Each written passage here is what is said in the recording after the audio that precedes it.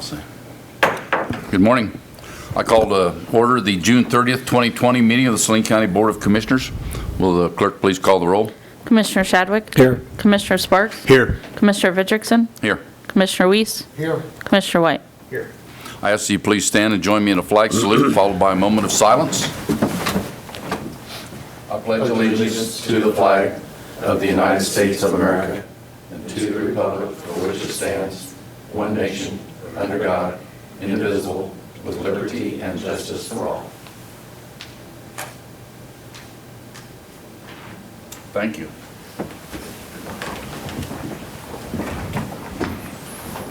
We now move to the citizens input portion of our meeting, where citizens may speak on county government, usually limited to 3 minutes, and pertaining to items that are not on today's agenda. Does anyone wish to address the commission? I do. Please step forward and state your name and address.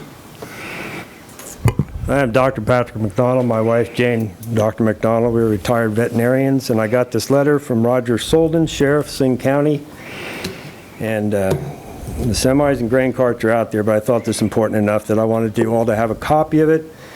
As he states, I was arrested on May 29, 2020 for a false DUI. I'll run a copy of the letter off. I just want you all to notice the left typhoid on my ulna. It's going to be swollen more than the right one. I have numbness on the left side of my left leg. Okay, you'll need to move back to the stand, sir. And I have shooting pains there and numbness here. He would like to offer my apologies for the inconvenience this incident caused me. This sounded, I had to bring it to light. I was driving a 98 Olds 88 with a coat hanger in the antenna I used to go get parts. I was a few miles from my house at Fallen Road and 81. Pulled over, not using the left blinker, brake light, swerving. I had to hire a lawyer. I have a text saying that Lieutenant Hayes would give me the CD. 5 minutes later, I got the phone call. That wasn't going to happen. I had to hire a lawyer, go up to the 7th floor or whatever, see the CD with my lawyer and Lieutenant Hayes. Absolutely no copies made. That was the deal. Lieutenant Hayes said in 2 days it will be given to the sheriff. I can get it then. I waited till Friday. We've been fairly busy. We have a farm and cattle operation. Kokanowski called me back, said court order to get this CD. I was taken down by 5 sheriff, just a few miles from my house, for chewing gum. I want to show you my legs. You can figure out which one has the nerve damage. Okay, sir, you'll need to speak back to the... Okay, my right leg has nerve damage. I'm going to be 65 in August. Field manual says no field sobriety test. He wouldn't listen. He said use the other leg. It went all downhill when Scott Anderson came there and said arrest and handcuff him. Hauled into the Saline County Jail, blew the zero, and then this, released from custody and provided a ride home. I didn't know my wife had stopped and told them they're not towing the car away. They never checked her ID, but she explained to them they weren't towing the car away. She and her sister took it home.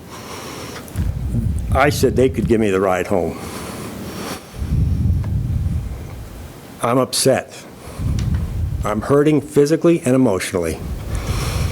And I want to bring it to your attention. Thank you. I'll leave a letter for you. Please leave it right over here on this desk. I need a copy of it because I don't want to... Well, sir... We'll make a copy. Okay. We'll make it, yeah. I'm going to be filing a TAP order so that evidence doesn't get lost. Thank you very much for your comments. Does anyone else wish to address the commission?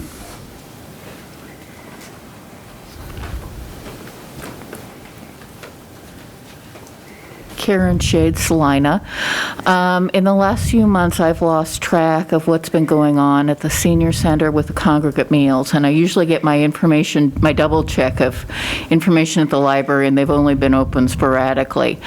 I did see February 5th, there was a notice that remodeling was going to be going on and congregate meals would not be happening, and that home-delivered meals would be assembled at the 4-H building, and I think that's wonderful, and I applaud staff for doing that. I didn't know if there was an increase in the number of home-delivered meals because there were fewer congregate meals. That was something I'm curious about. Another thing I've heard from other sources that with the difficulty in getting out, some congregate meal or home-delivered meal programs were delivering shelf-sustainable emergency meals. And my guess, these are things like cans of tuna, little cans of tuna, cheese and crackers, soups that you heat and eat real quickly, or just simple things that they could prepare for weekends, evening meals, possibly breakfast. Hard for me to know exactly because I didn't have that much time with the internet. But we do seem to be getting ready for a second wave or a worsening of what's going on, and I see that as a need. Rosie I talked briefly with Rosie 2 weeks ago, and they were very happy to be back in their original space. I'm sorry they may not get much of a rest, as it's time to maybe look at what the unmet needs of seniors are. Community food programs, the general study has shown that for every dollar spent feeding people, it saves $3 in hospital care costs. Because if these people with weakened immunity happen to get COVID or they have heart attacks or whatever diminishes their health, it means for a longer hospital stay at a much higher cost. So with the efforts to feed school kids, I applaud those. I heard about that frequently on the radio. I see it in the newspaper. I haven't heard that with the seniors, and they're just as vulnerable a group. Thank you. Thank you, and I agree with you. Does anyone else wish to address the commission? Seeing none, I'll bring it back to the commission. Today's consent agenda, we're seeking approval of tax roll adjustments, accounts payable and payroll, and public forum agenda as presented. Are there any commissioners who wish to amend or withdraw anything from the consent agenda? No. If there is no objection, the consent agenda will stand as approved. We'll move to action items for today. Item number 1. RFA 179-20, Resolution 20-2296, Coronavirus Relief Fund, with Philip Smith Haynes, County Administrator. Good morning, Phil. Good morning, Mr. Chair, members of the Commission.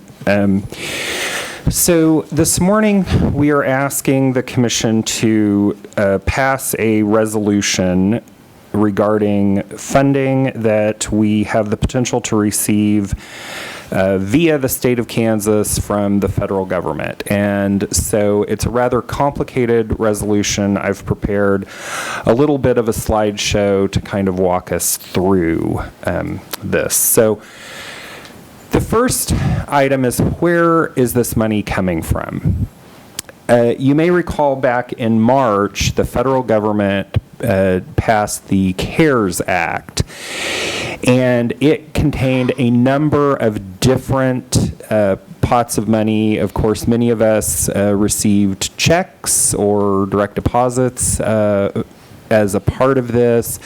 There was funding for businesses, there were unemployment enhancements, all sorts of things. And if you see that little area circled on the lower right-hand side of the screen that says states and municipalities, there was what sounds like a large amount of money, but is pretty small within the context of the CARES Act, about $150 to $175 billion that was distributed to states, tribes, and to local governments over 500,000 in population. So here in Kansas, Johnson and Sedgwick counties received money directly from the feds.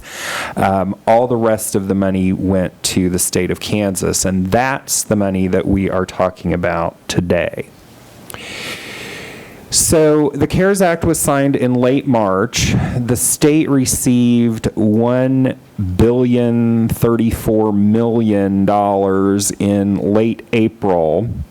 The governor formed the Spark Committee, which is the recovery group, in May. Then on June 9th, the governor signed legislation that came out of the special session of the legislature, which required the State Finance Council to approve recommendations from the Spark Committee.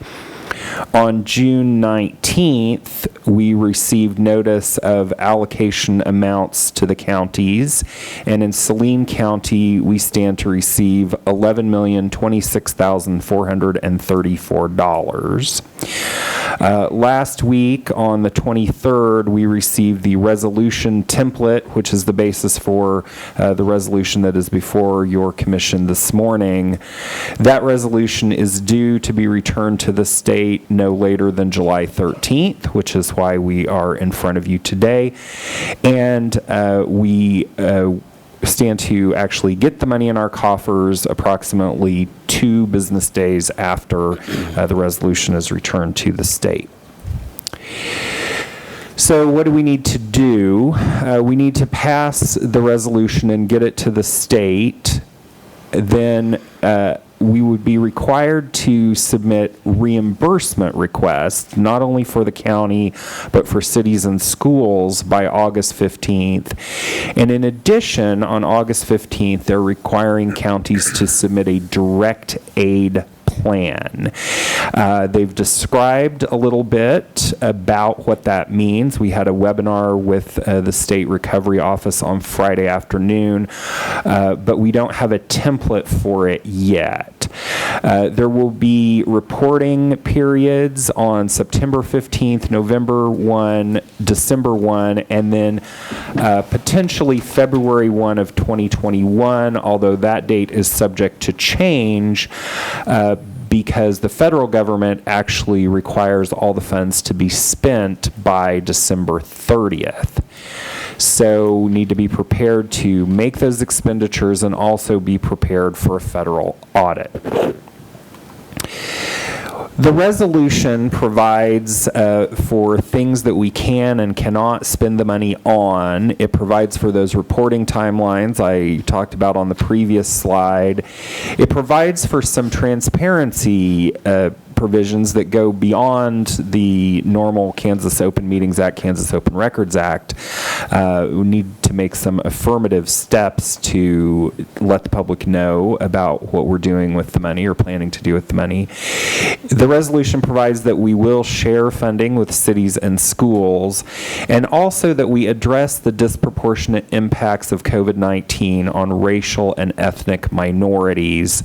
And finally, it provides that we will reimburse the state for any costs that the feds disallow. I want to take a moment and pause on that one because that is, of course, a significant risk and a reason for us to closely follow state guidance. So what can we spend the money on? The resolution and federal guidance provides sort of the yes-no list. So they make pains to say that these are just examples. This is not all-inclusive, but examples of the things that they think we should be spending money on include COVID-19 expenses of hospitals, testing and quarantine costs, payroll expenses of the local government solely dedicated to mitigation or response of the COVID-19 pandemic, Expenses incurred in establishing telemedicine capabilities, improving telework capabilities, grant programs for small businesses, government payroll support programs, not 100% sure what that one means because there's no context for that one, and then increased costs for unemployment insurance related to COVID-19. Conversely, things that we cannot spend the money on include any damages covered by our insurance carrier, any payroll expenses not solely dedicated to mitigation or response, any expenses that we anticipate will be reimbursed by any other federal program, and I'll come back to that one here in a second, any donated items or services we receive, bonuses for employees other than hazard pay, any severance pay or legal settlements, and the biggie, loss of revenue. This is not to replace lost revenue for counties, cities, and schools. This is only to reimburse us for expenses incurred in responding to or mitigating the effects of COVID-19, which were not budgeted. Go back to that reimbursed by any other federal program. One of the open questions is around the interaction between this funding and FEMA's public assistance program. Normally, when there's a declared federal disaster, we would get back 75 cents on the dollar of certain expenses that we incur to respond to that disaster. So, still seeking clarification on how much we need to get from FEMA versus how much we can get from this program. The good news with this program is that we will get the money up front, whereas the FEMA reimbursements customarily take some time to materialize. So, what is staff recommending that the commission do today? First, we recommend that you pass the resolution. That is necessary in order for Saline County to draw down the $11,026,434. But in addition to that, staff is recommending that the commission form a committee. The reason for that recommendation is that this is going to be a very significant amount of work. We are talking here about spending approximately a quarter of our total annual budget in 1 month's time on very specific expenses with very limited guidance from the state and federal government. So in order to bring all of those things in front of your commission and, have you review all of the requests from cities and schools, that would take over your agenda for the next couple of months. And so that's why we're recommending that you form a committee. The proposal is for that committee to consist of 7 members, 3 being members of staff, myself, the emergency manager, and the public health director, 3 being members of the general public, and 1 person who has particular experience in health disparities, again, that being to address that requirement in the resolution regarding the disproportionate impacts of COVID-19 on racial and ethnic minorities. We're recommending that the commission form that committee and appoint members to it next week. That is an incredibly expedited time frame, but we need the committee to start meeting on Monday, July 13th, and to be prepared to meet every single week until at least August 17th, and at least monthly, probably more often after that through the end of the year. And finally, I'd like to note that we may at some point be recommending to the committee to recommend to your commission that we incur some additional staff expense as well, some temporary labor. That is something that the state actually recommended to us on Friday in the webinar. So that's an overview of what we are recommending today, what we would like the commission to do, and then to be prepared to do next week. If the commission does agree to form the committee, we would be prepared to open up the expression of interest forms today so that we could get those all by next Monday and have them for you next Tuesday. And I would be happy to answer any additional questions that commissioners have on this.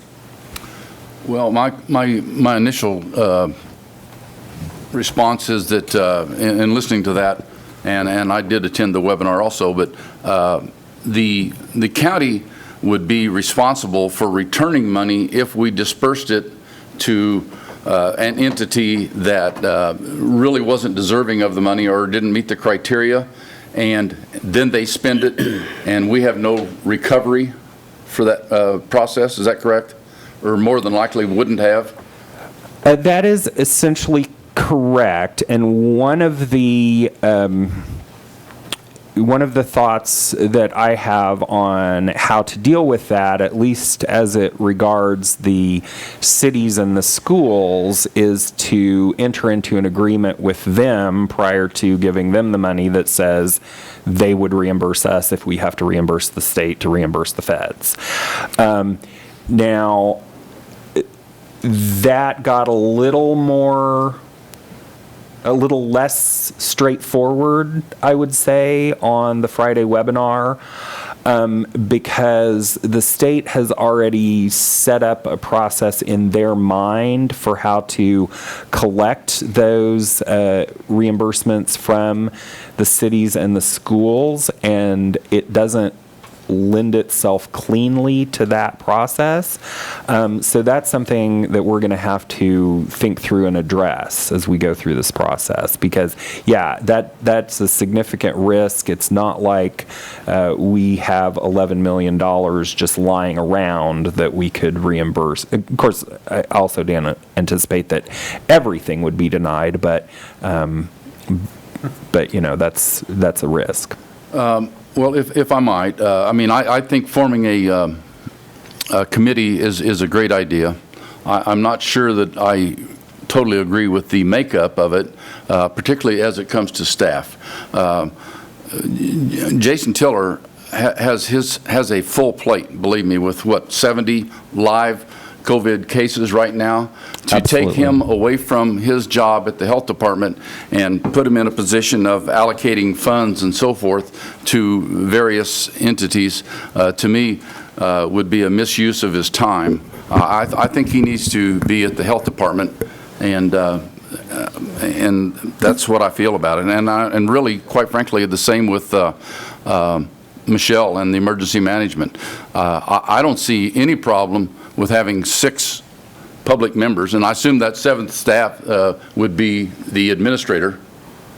Correct. And so I'll just say, I completely concur with you about the amount of time that Jason is putting into this. He has gone above and beyond, and I know the commissioners join me in thanking him for all that he has done. The reason that we envisioned having him as a part of this is because the requirements of the funding do relate back to the public health impacts, and so I think his input would be valuable. We could certainly find another way to get that input other than having him on the committee. And it's certainly, at this point in time, it's not what I want to debate, that's for certain, because you're giving us a week to think about this, and I know that all the commissioners probably want to do that. But that's just my feeling right off my initial reaction. So I need to let other commissioners ask their questions or make their responses if they so desire. Well, this is an overwhelming amount of money, so our main job is to put together a good committee. I mean, that's going to be tough, because their plates are going to be filled for a while. So I see our job here, an incredibly important job here over the next week, is to come up with those people. And was the amount of 7 people, was that a template done by the state? Nope. Okay, and I like 7. I just didn't know whether they told us we had to have more than 5 and less than 15, or, if it gets too big, it's very Yeah, burdensome. I mean, different counties are doing this differently. I know Cloud County is forming a committee that includes representatives of each of their cities, each of their school districts, various folks that it looked like about a 25-person committee. And I think once you get to that size, it becomes very difficult to meet, to have a quorum of people meet, Sure. and B, gets bogged down for everybody to have their say. So I wanted to keep it as small as possible, but I wanted to keep it to a number where staff would be the minority on the committee. Great points, all of them, and I agree with you. I just wanted to make sure we were doing something that was okay with the state. So, yeah, Phil, would it be totally on board. possible to flip back to your calendar of events? This one? We did not receive a hard copy of that, did we? Those dates are in the resolution. Okay. I can certainly provide you a hard copy of this slide if you would like. Let me ask, Mr. Chair, if I could ask a couple more questions. Is there time there when that committee has their recommendation? Is there time for us as an elected body to tweak that? Or do they come to us? Do we get it like on Thursday and then we vote on it Tuesday? Or I'm trying to figure out the time when we, and maybe we say okay to everything that they do. But is there time for us to tweak it if necessary? So I would envision that we would need to have it in front of you all on August 11th in order to submit it to the state that Friday. August 15th technically is a Saturday. We asked for clarification of that on the webinar. They said we could have until the following Monday to submit, which would be August 17th.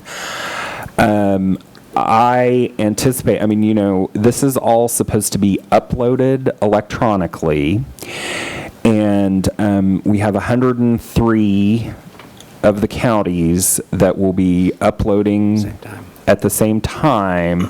So I would really like us to get to it before their website crashes. Right.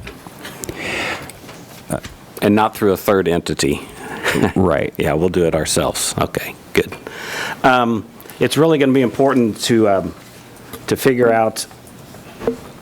I'm okay with 3 staff. That's good. And again, not the minority. I think that the 3 additional members of the public is going to be the one that I think that we need to work on this week, fellow commissioners. And but if I look at this resolution, I see COVID-19 related expenses of public hospitals. Maybe somebody that has that. I see the one that kind of surprised me maybe is technological improvements to facilitate distant learning, telework capabilities.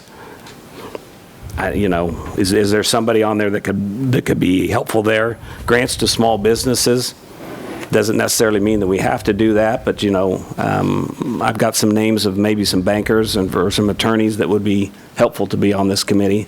So to get back to how we do this, where will this expression of interest form be? Will it be on our website? Yes, I anticipate having it on the website. Again, assuming the commission wants to go forward with this, we would try and get that live by 1 o'clock this afternoon. And again, try and give people through the weekend to do it, cut it off, Right. Monday afternoon, so that we could download everything and have it for you on Tuesday. Normally, how we would do a committee appointment is that we would have some time for the commission to discuss it, Right. and then we would come back a week later and actually make appointments. In this instance, we just simply don't have the luxury of time.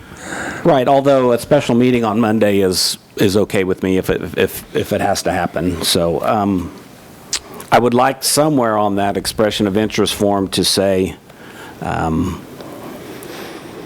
they need to show up at, hopefully at every meeting. I mean, Right. and they need to show up and not send another representative that hasn't been okayed by us.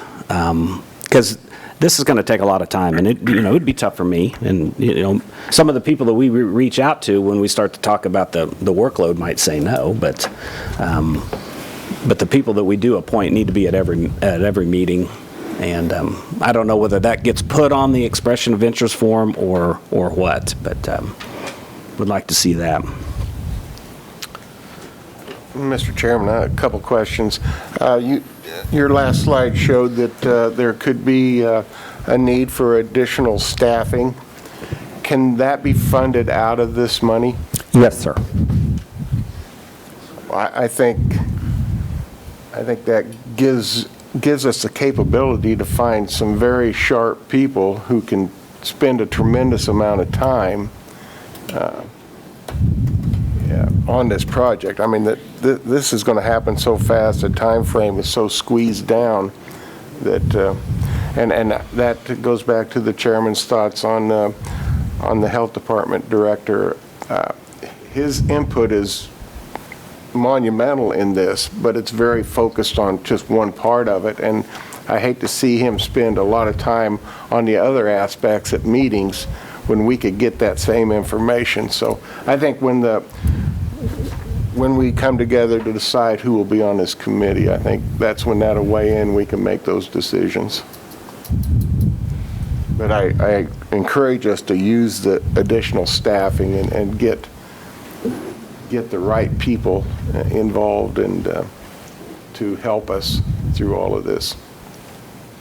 I don't want to beat this to death here because we're basically voting to accept this resolution, but Commissioner White or Commissioner Sparks, is there anything you wish to add or say? Or Nope.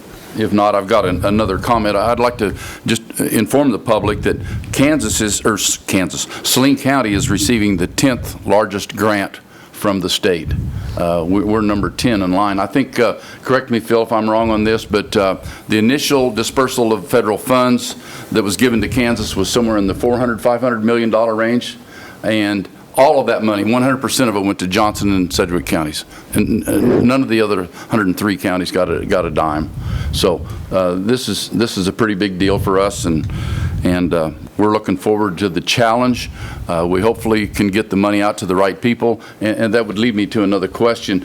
Do entities have to make a response to the county for funding? Is that how it works?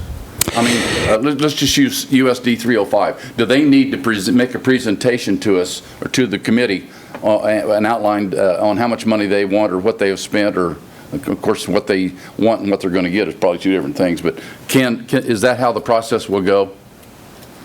Yeah, I would anticipate that one of the jobs of the committee would be to review requests from all entities, including the county itself, and determine what they want to recommend to the commission for your funding. Now, again, we got thrown a curveball on Friday, which is the state has bifurcated this money into reimbursements and a plan for future expenditures. And so USD 305, just to take an example, they probably have reimbursable expenses that they've already incurred to date. And I know from talking with Superintendent Exline that they have also got some plans of things that they would like to do to prepare for the upcoming school year. So those might be for the county, for the cities, for the school districts, those might be two different types of requests in the state's mind. And so how the committee treats those two different types of requests might be different. There might be less review of the reimbursements and more discussion of the plan. Okay, so my advice to anyone who might be watching or has privilege to our minutes or our video, get your plans put together, because this thing is going to take off like a rocket ship, and we need to get moving, and it's very important. So, yeah, that having been said, at this point, being as there is an RFA on this, it has been our practice to accept public comment. Seeing none, I'll bring it back to the commission for action. Mr. Chairman, I move we adopt Resolution 20-2296 and form an advisory committee for distribution and spending of funds. Second the motion. It has been moved and seconded that we approve RFA 179-20, Resolution 20-2296, Coronavirus Relief Fund. Are there any further comments or questions? If not, all of those in favor of the motion, please say aye. Aye. Opposed, same sign. The motion carries 5-0. We will move to item number 2. RFA 180-20, Saline County Extension of Industrial Revenue Bonds to Potential Development with Philip Smith Haynes, County Administrator. Good morning again, Phil. Good morning again. So the commission has been approached by the Saline Community Economic Development Organization about the potential for some issuance of industrial revenue bonds regarding a project just south of the Salina city limits. And we've talked about this a couple of times in the past, but the commission last week said that they would like to come back this week and potentially make a decision on whether they're interested in that or not. And you asked me if we could also have the county appraiser and county counselor here to answer any commission questions, and we do have both of those gentlemen here today. If there are things that we need, and I'd be happy to answer any questions I can answer. Are there any commissioners who have any questions regarding this request? My question, I think, was I'm not in favor of giving them industrial revenue bonds. I don't think that it rises to that level.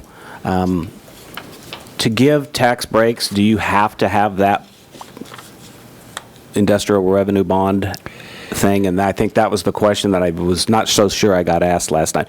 Not necessarily for this project, but for any projects coming forward. I mean, does somebody who asks for a tax break have to go through the industrial revenue bond application? So I'll let County Councilor Mike Montoya answer that. It sounds like currently that may be the process. Historically, there were other types of tax breaks that the commission could provide to businesses, but the state has changed state law since you last addressed this by policy, and I think that's where some of that confusion has occurred. But Mike, do you want to weigh in on that one?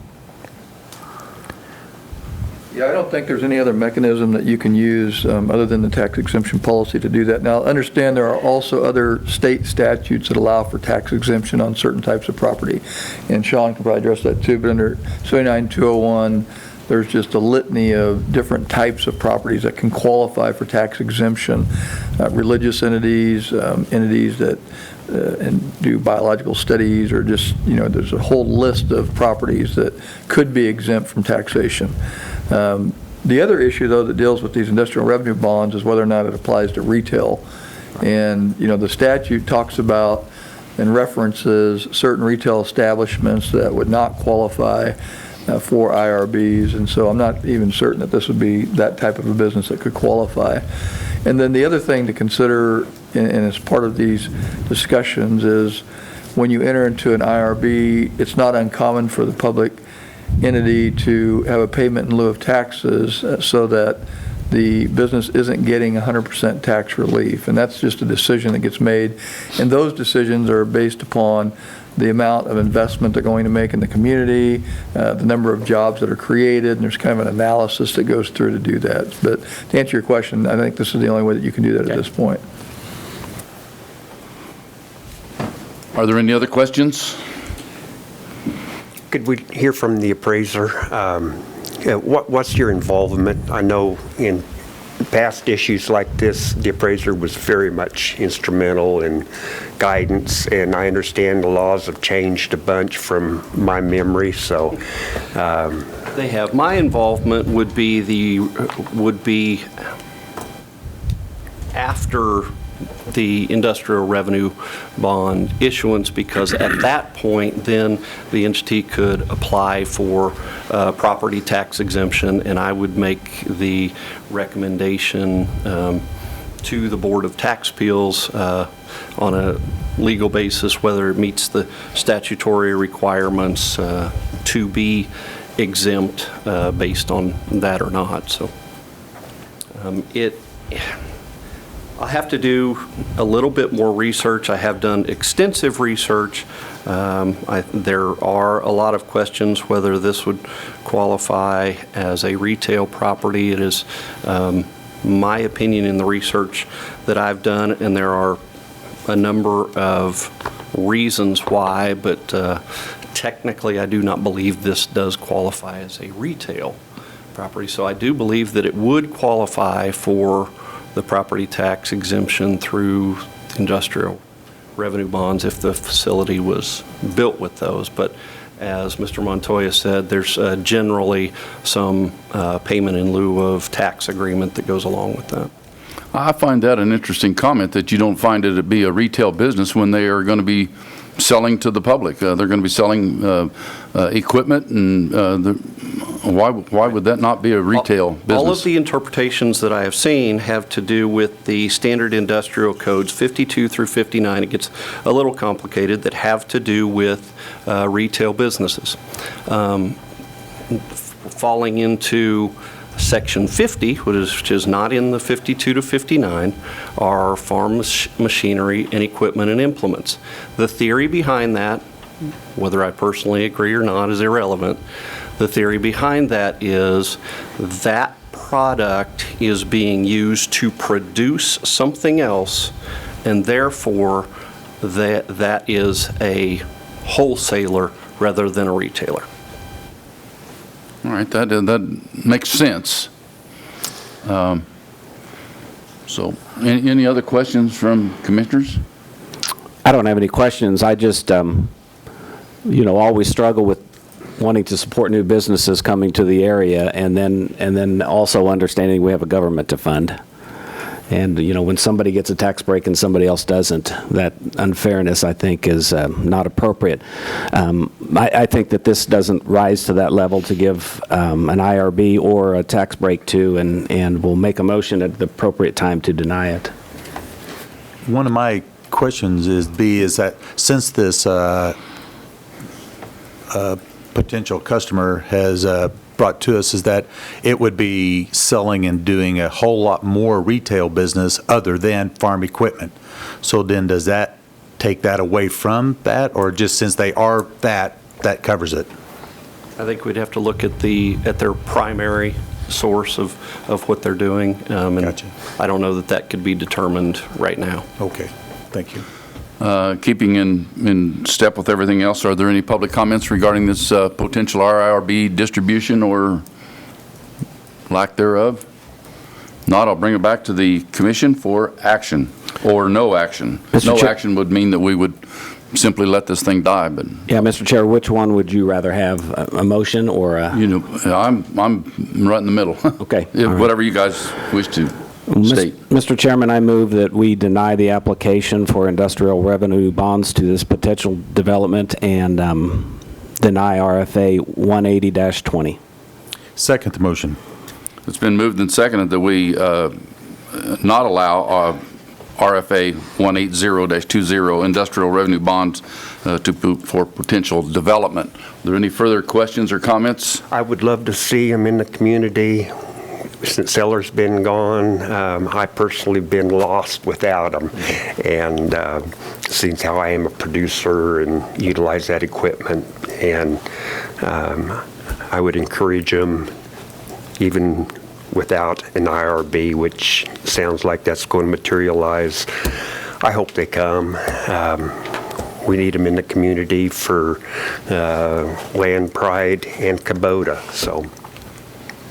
And I'll make the comment that I don't think that there's going to be much savings to them based on the cost of money in today's world, that if they go through a lender versus the county for an IRB, which would still be a lender, there's very little. The savings to the applicant is in the tax abatement, a 10-year 100% tax abatement, and to support 8 to 10 employees, I think is a stretch for me to go along with that. So.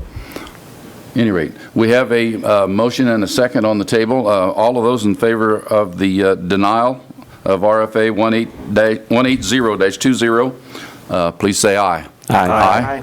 Opposed? Same sign. Motion carries 5-0. Thank you. We'll move, that's the end of today's action items. We'll move into the informational items with the county administrator's update. Thank you, Commissioner. County Administrator Philip Smith-Haynes. So one thing that I wanted to mention to the commissioners today was that we have received our annual insurance renewal, and it looks like that this is not actually a contract item, because our contract is with Assurance Partners to do the marketing for us. But I just wanted to update the commission because this is a budgetary item. And so they did that marketing, and it looks like we will be switching carriers. Our current carrier came in with a cost increase of about $35,000, and a competitor came in with a cost decrease of about $7,000. So if you hear that we are switching insurance, that is why. I just wanted the commission to be aware of that. A couple of items that were in the news yesterday that I just wanted to follow up with the commission on. First, you may have seen that yesterday the governor indicated that she would be issuing an order requiring mask wearing in various indoor establishments and outdoors where social distancing cannot be maintained. We do not know what that is going to look like. We anticipate receiving the text of that order on Thursday. So Jason Tiller, Health Department Director, has got a committee meeting for the Health Department Advisory Committee this afternoon to talk about what that could potentially look like. But we will plan on having Jason here for your commission to talk next Tuesday to see if there's anything you want to do in response to whatever we end up with from the governor. But I just wanted to let you know that that was the plan. The second thing, you may have also seen a press release yesterday from the sheriff regarding a COVID-19 case in one of the jail inmates. Wanted to just update you that the sheriff and Jason Tiller are working closely together, working with Kansas Department of Health and Environment, and testing contacts of that jail inmate. So may have more information from that from Jason next week. And finally, I figured after that I would just give you a bit of good news, and that is that the Local Transportation Assistance Program, which is a KDOT program that's run out of KU's engineering school, annually recognizes counties for innovations in road and bridge kinds of things, and they call it the Build a Better Mousetrap program. And last week, Darren Fischel and the staff out at our road and bridge here were recognized for their innovation in modifying a piece of equipment to better utilize some of the ways that they spread gravel. And so they came out, the folks came out from KU and brought lunch for Darren and a couple of his staff. So I figured I'd just end on a good note today. That's all I have. Be happy to answer any questions. All right, we'll move on to item number 2. If I could go back and a couple of questions. Go ahead. We're going to get a lot of questions about the governor's order that effectively goes in place Friday. Correct. So I'm going to have a lot of my fellow business people calling me, we're wearing masks on Fridays inside, right? Yeah, I mean, again, we don't know what the governor, this was a surprise. Right. Jason originally scheduled the Health Department Advisory Committee to have a conversation about where we are with, recent case numbers Right. and so forth. And there has been some public comment received that maybe masks were, appropriate here locally. Right. And of course, there's also been public comment on the other side of that issue, right? And so they were going to talk about that, and then yesterday we got this little surprise from the governor, and as part of her press conference. So, we don't know. I thought about the possibility, should we schedule a special meeting of the commission to talk about that? But we don't know what time she's going to release this. And so I do anticipate that the governor's order will be in place in Saline County, whatever it looks like, on Friday. And then, we can respond to that as best we can. Right. And again, we'll do what's right and appropriate. We just want to make sure everybody's following the same rules, I think. Yes. I'll just follow that up just a hair. As an older person, I'm in that high-risk level. I'm in favor of wearing masks. It's so unenforceable at this time. I don't know how we would go about it. But I look at the audience, and I've talked to people. It still comes back to the individual. If you want to be safe, in your mind that you're safe by wearing a mask, then wear a mask. If you're going to go somewhere where they're not wearing masks and you don't want to go there, that's your choice. Unfortunately, there's people that do mass gather, so to speak, and potentially then take it home to grandma or grandpa or anyone else, their partner, whatever. I still think that it falls back on the individual, and you've got to take your own personal responsibility to this issue. And if you think you need to wear a mask, then wear a mask. So, all right, we'll move to item number 2. Can I make a comment on that? We're not taking public comment on this at this time because we haven't enacted anything or done anything. And that's when we do take comments, public comments. Item number 2. Oh, the commissioner's comments. Anybody have anything? This health advisory meeting, is there a commissioner that's on that? There is. Is that Commissioner Weiss? Lucky me. All right. Just wanted, yeah. And I believe that's a Zoom meeting, correct? That is the Zoom meeting, yes. All right, we'll move to item number 3 if there's nothing else. Announcements.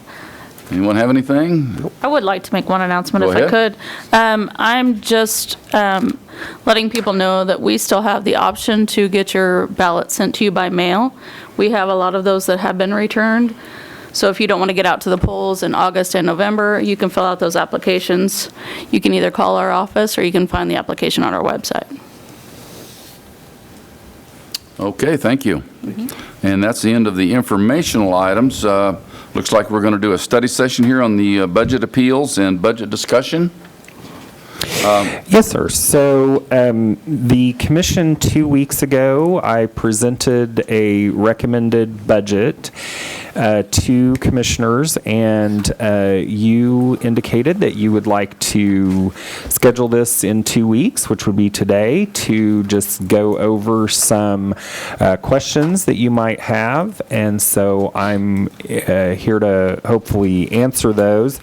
In addition, when I provided the recommended budget, I did give departments the opportunity to appeal any of my recommendations that they disagreed with. We had originally thought about having a commission meeting, a special meeting tomorrow to address the mountain of appeals, but we only received one. So I felt like we could just tack it on to this discussion today. So in your packet, you received a written appeal from our Human Resources Director. The Human Resources requested an additional position, and I recommended against that. And so they are appealing that, and I don't see Marilyn here to address that verbally, but you do have her written comments, and I would be happy to answer any questions about that. Don't necessarily need commissioners to take any action today. My anticipation is that we will agendize this for next Tuesday for an RFA for you all to actually make decisions, but be happy to address questions today. And we have and there's the Marilyn, star so. has arrived. So, Marilyn, if you want to approach the podium and potentially answer questions from concerned commissioners. Well, thank you, commissioners. Kick this off. I did ask to ask for an appeal for the recommendation not to approve the additional HR position that was requested. As previously stated before, we've increased staffing over the years. We have not increased HR staffing for a number of years. 2008 was the last time that we were able to move a part-time position to a full-time position. Some of the more notable changes that we have experienced is in 2011, we added the building authority to our workload. 2014, we added the health department as the county department. And 17, we had an IRS audit that resulted in HR having to pay through payroll election workers and also volunteer firefighters. That's approximately 220 people. It's not something that happens regularly, but a couple times a year we do pay those individuals. In 2018, we absorbed the senior center as a county department as well. It appears that 10 positions are going to be recommended for approval for the 2021. So that's more workload that's going to be added as well. COVID-19 has affected us, as everyone else, in one way or the other. Not sure what the long-term impact that's going to be, but there are additional mandates that are required of us on that. There are certain things that have very tight timelines. Payroll processing, Family Medical Leave Act, unemployment, files, workers' compensation, and a number of other things that are very tight timelines. So it's not anything that we can kind of delay a little bit. We have to do those no matter what. Additionally, our goal is to fill positions for departments as fast as we can. They are short people, so we work very diligently to get the recruiting done and help them get their position on board. Vacancies throughout the year, generally about 51 new hires per year is what we average, sometimes a little more, sometimes a little less. Of course, with that happening, that means people have either left or promoted to a different position. So there are terminations or promotions that are processed as well.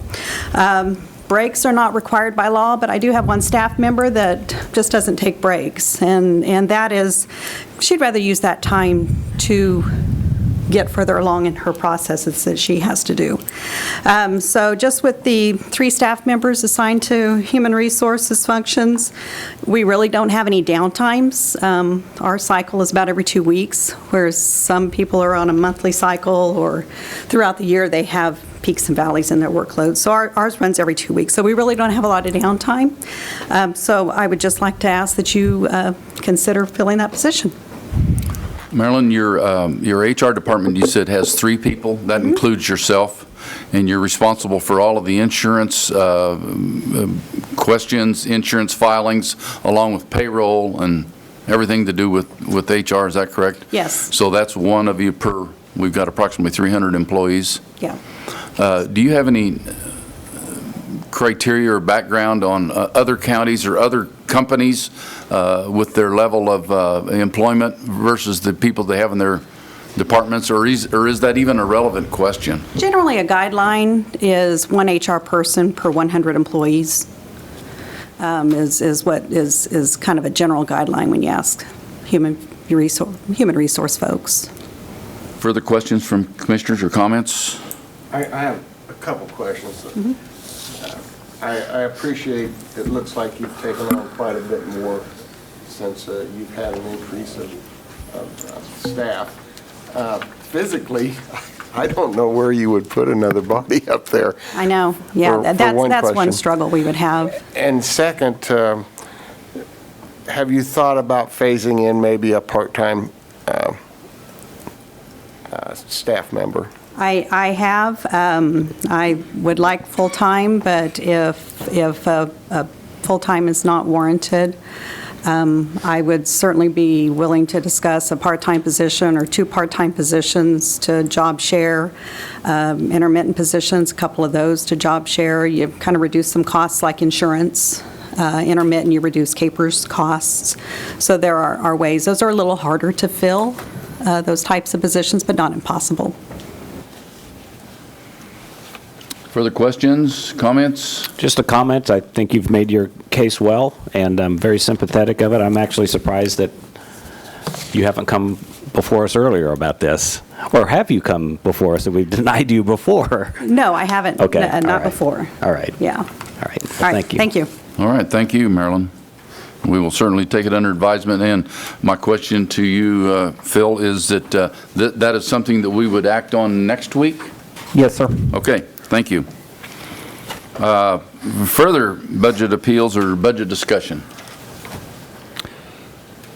So, yeah, I can go through the whole 30-page document if you'd like, but I figure I would just Well, I mean, be you know, available that's to- a responsibility of the individual Yeah. commissioner, Right. and I think everybody has pretty well paid attention to this, and I think at the time that we get ready to vote, that I'll have another question or two, I'm certain, but, or for some others to, to recognize, but we just need to all take it upon ourselves to look at this real closely, and if you've got questions, once we get to that point, why, make sure that you bring them up, because we're going to be voting on this pretty quick.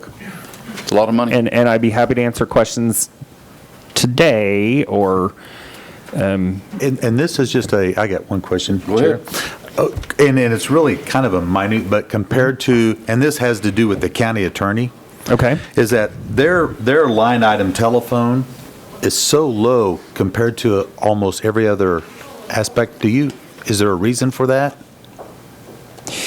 So a few years ago, the desk telephones were taken out of individual departments and consolidated in IT. So individual departments don't pay for desk phones. This would just be for a cell phone. Gotcha. Okay. Thank you. I should. Phil, I have one question in terms of how we do this. That I don't think it's been done this way before, but under appropriations, we have sheriff's office vehicles, ice machine, things like that. Why is that under the EIP, or why is the EIP under appropriations? I have no earthly idea. That's how it was done when I got here. Okay, because I didn't remember it being done that way is my question. That is the line item that was budgeted in last year. I'm not sure how that decision was made. I agree with you. That's a weird little place for it. I mean, it just seems like, well, I guess all of that is under the sheriff's office situation, and I would have thought that would have been under his budget individually, but... Yeah, this year, all of the EIP in the general fund is for the sheriff's office. There is EIP in Road and Bridge, but of course, that's in a separate fund.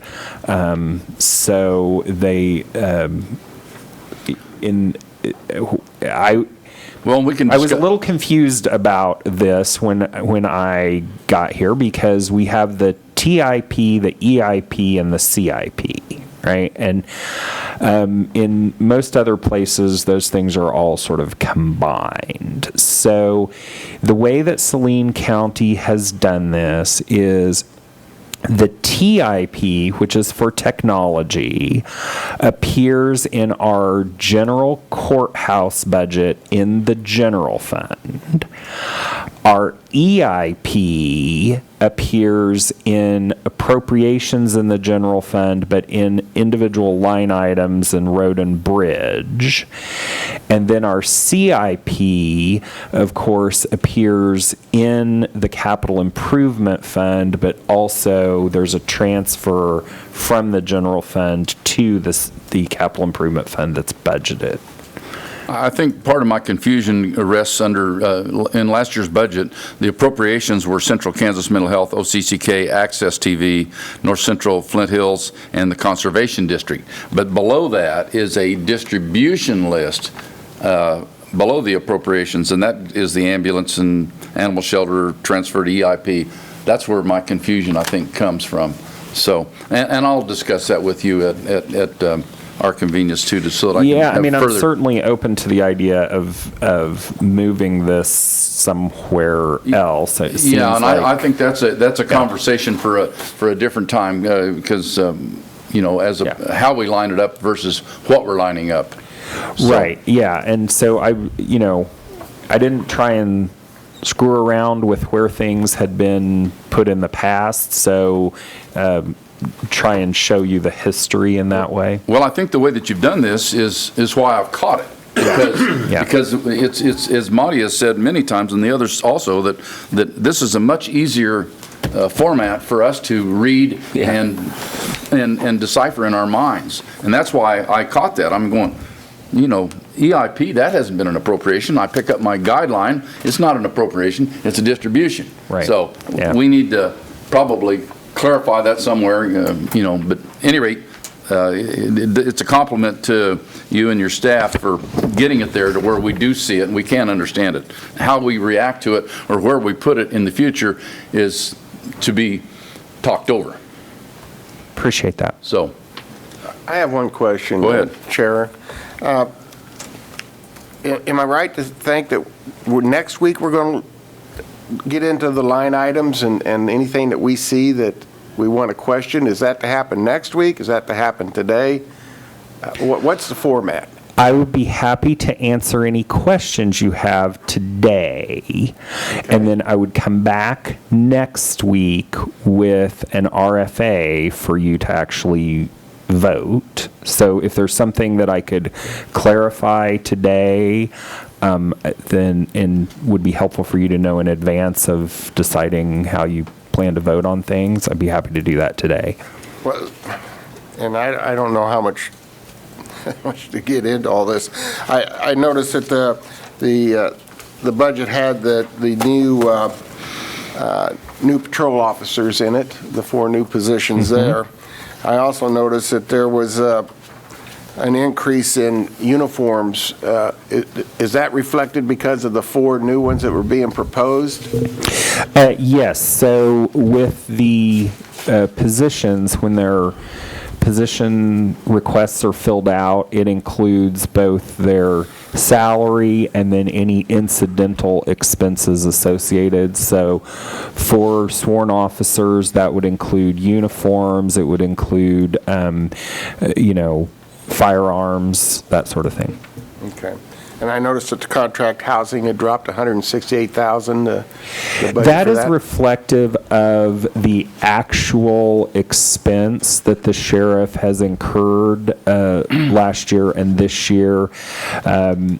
I believe you all boosted that expense for 2019, and then we had what I'm going to say was a relatively speaking good year in 2019, and the sheriff did not spend all of that money, and so he adjusted that down in what he submitted to me. And does that have the juveniles expense in it? No, it does not. So juvenile expense is actually a separate budget, and that is on page 9. And the juvenile expense is also reduced from the current year, and that is a number that I received from Lieutenant Kokanowski, who sits on that board. So that was what they requested, Okay. the regional. And one thing I noticed, I asked you yesterday privately about the $200,000 for equipment reserve for EMS, and that is for purchase of a refurb of a ambulance. Correct. But do we have a $5,000 line item there for a commissioner's retreat? I personally would like to see that removed, and if we decide to have a retreat, that should come out of, I believe, the commissioner's contingency. If it's important, it can come out of that for the commissioners and not have a separate. That's my opinion. Agreed. Times 3. And Central Kansas Mental Health, you show the appropriations there of increasing. Yeah, they were the only outside agency to come before you this year to ask for an increase. Of course, North Central Flint Hills Area Agency on Aging asked for additional money, but in retrospectively, not prospectively. So the only one that really asked for an increase for 2021 was for Central Kansas Mental Health. And I appreciate that, and I know that there is a need there. I think the action that this commission took prior year to budget mental health monies to the sheriff's office, and that way the sheriff was able to decide how that money was spent to help that population with mental health, even though the money was funneled back into Central Kansas Mental Health. I think having control of that money and knowing that we have a need at the jails for mental health, if there was any increase, I'd rather see it go into that pot of money, even though it will eventually end up back at Central Kansas Mental Health. That's just my opinion there. And I can understand that, but just to clarify, the amount that's budgeted in the sheriff's office is really for a contract. Correct. Because we have an obligation to provide care for persons who are incarcerated, and that includes their medical care as well as mental health care, which also benefits our staff if folks are properly cared for in that way. So that's for that purpose, is for those folks who are incarcerated. The purpose of this funding, and I'm not expressing an opinion whether you should or should not increase it, but just to clarify that the purpose of this funding is really to provide funds from the counties, Saline County being the largest, in the Central Kansas Mental Health Service area to backfill some of the funding they do not receive from other sources like the state Medicaid program or private insurers. So this is really addressing a lot of the uninsured people in each of the counties, and that's an expense that increases for them, and that's why they've asked for that increase. Okay. Moving on to the senior services, there's a request, additional almost $27,000 for a cashier receptionist. Am I right to understand that in the past there has been a federal grant monies that made it available for Rosie to hire part-time help do that? And So I know this was has that gone away, or is that still available? I know this was a topic of conversation when Rosie came and presented her budget to the commissioners. So what they have done is they have availed themselves of, as you said, a federal program that provides essentially a stipend for retirees to perform services for different businesses, and Senior Center is one of those that has utilized that in the past, and so that has not gone away. That could still be, a viable option in the future. The way Rosie presented that was she just thinks that having one consistent person there provides a better visitor experience for the seniors who come to the senior center, and that's why she's requesting that. But if that is denied, she could go back to that federal work program. Phil, public comment. I want the public to be informed as to when we're going to be, will that be in next week's portion of it? Would that be the time that we would be appropriate to do that? Yes. So as you mentioned earlier, you customarily take public comment whenever there's an RFA on the agenda, and next week we would have an RFA for you to approve the items. Okay, so the public is informed. I have a question, Chair. Phil, under election, and it's like we have two line items there. It says move to publications. Mm-hmm. One of them is the part-time and the other one is printing. And there's a difference there, about $30,000. But under publications, is there another line item somewhere else that publications goes to? Yes. So that is actually on page 2. It's in the general courthouse budget, and it's line 010010859,000. And so you can see that increased by 30,000. Okay, that's... Yes, and that's something, that's something that the clerk and I discussed, and so originally, when the budget was prepared, we said we were in the legislative session, and the legislature was considering a bill that would have required the clerk to make certain publications each year for budget increases. That bill was ultimately vetoed by the governor and then did not come back in the special session. So that was the purpose of it originally. But I put it in that publications line with the thought that we could then put it back into elections in 2022, because as you all know, elections are on a cycle. Odd year elections typically are less expensive than even year elections because the federal and state offices are on the even year cycle. The odd year cycle is basically cities and schools. Thank you. And now that I see that in the red over there, line item 2 there. Thank you. Okay, I just suggest that the commissioners individually look this over a lot closer in the next week, see if there's any more questions, or as we approve it next week, or make the recommendation to approve, I say. So I think we've worked that over pretty good. I think at this point in time, looks like we're going to have an executive session for how long? I 5 don't- minutes? Yeah, I don't believe it should take very long at all. Okay. Mr. Chairman, I move we recess into executive session under the attorney-client privilege exemption to the Kansas Open Meeting Act for 5 minutes and reconvene in this room at 10:25. Second the motion.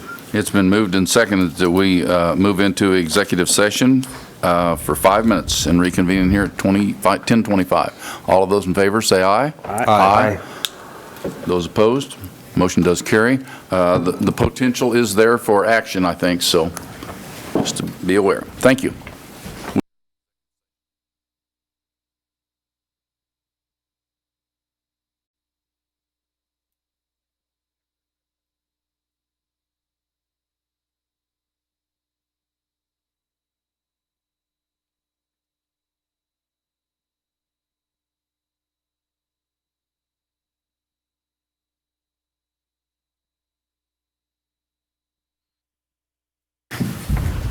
Okay, we are back into regular session, and there is no action to be taken after our executive session. So with no further business to be examined, why, I would take a motion for adjournment. So moved. Second. It's been moved and seconded that we adjourn today's meeting. All of those in favor say aye. Aye. Aye. Opposed, same sign. We're adjourned.